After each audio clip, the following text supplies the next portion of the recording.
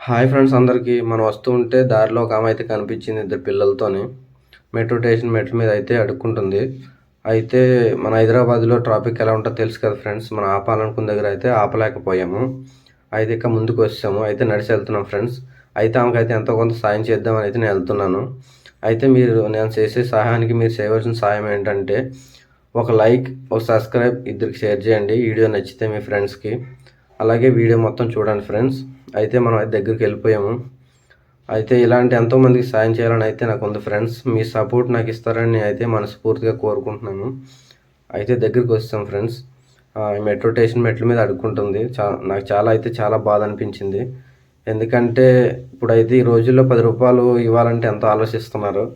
మనం ఎందుకు ఇవ్వాలని. కానీ నేనైతే నా కష్టజీతంలో తీసి రూ. 100 అయితే సాయం చేశాను. వీడియో ఎంతమందికి నచ్చితే లైక్ చేయండి ఫ్రెండ్స్. బాయ్.